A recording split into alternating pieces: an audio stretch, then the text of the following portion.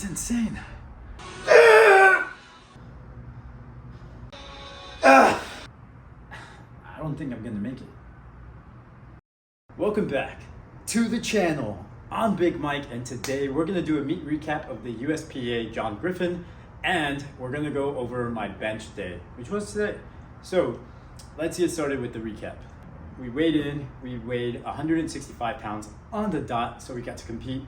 And for squats, this is the one that I felt I couldn't go too hard on, even though that day was a leg day for me. So we hit 297, we opened with 297, we went up to 324, and we did 341. Okay, you got it. What? Let's go, lucky.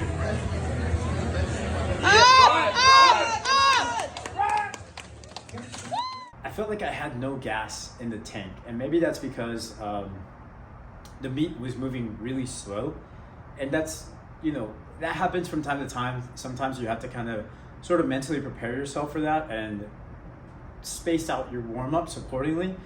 And I guess I just, I don't know, I didn't really feel like a pressure to warm up properly.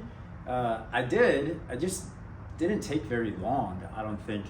So I took my warm-up sets and I was getting ready. Like I said, I hit 297 pretty well. 324 was okay. And I went to 341 because it just made sense. 155 kilos, and I hit it, but it wasn't like the best rep of all time. Plus, I was hitting way more depth than I needed to, which was something I tried to fix, and I don't know, it just didn't turn out that way.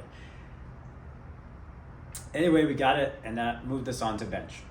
On bench, I opened pretty conservatively as well, 207, I think, 209. I don't know what the number was, but something like that to just kind of get things rolling. I think it was 207. And then from there, we went up to 220, and then we finished with 231, so 105 kilos.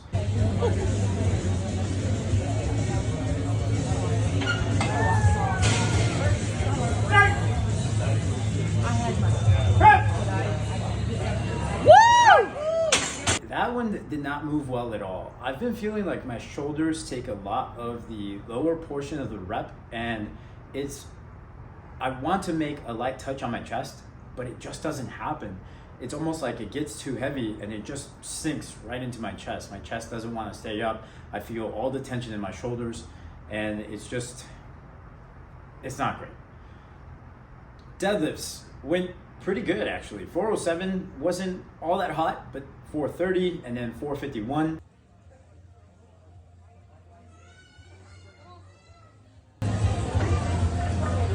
Yes, sir! Decent. So, we ended up with like 1,011 pounds as our total. We took first place because we were the only one in our class. And after that, I still went to the other side of the gym and hit some stiff bar deadlifts because that's what I'll be competing in the USAPL meet. So I have to get that practice in with the specificity in mind. So we hit 455 for a top single, and that felt probably better than the one with the deadlift bar.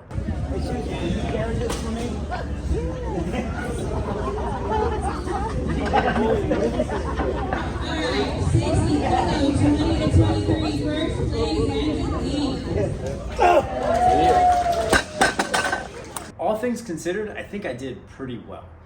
The USPA meet went exactly as planned. We went 9 for 9. That was our only goal. We hit 1,000 pounds, which I guess you could consider another goal, but I didn't really care that much about that one. I knew that was kind of in the bag. And we kept everything pretty conservative to the point where we were trying to manage that meat fatigue so that way we could come back and hit bench press today. That being said, I might have underestimated how fatiguing a meet could be. I think the part that I didn't take into consideration is the adrenaline that you kind of get, even if you feel like me, where there wasn't a lot of meet pressure, like, oh, I gotta hit a certain number, I got a PR. They were all technically PRs because it's been a year since we competed in the 75 kilo class. So technically, if we're talking about weight class, then yeah, they were all PRs. Like I hit numbers that I've never hit at 165 pounds. So good on me. But at the same time, they're not like all-time PRs. And that's, you know, what I thought would make the difference, but it didn't. Because now today, let's head into the bench day. Yeah, didn't I did not feel so hot. Like bench was super fatiguing. I went for 247.5 pounds, which should have been that next weight up for a single.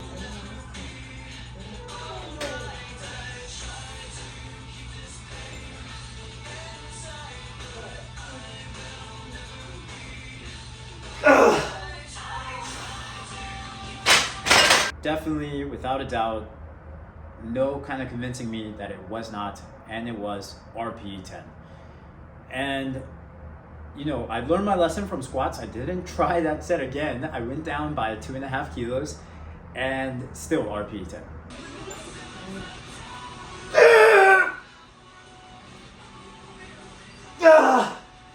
And then I thought, okay, well, we'll just go thumb grip. We'll put our feet out. We'll make sure we hit our heels. Still RPE 10.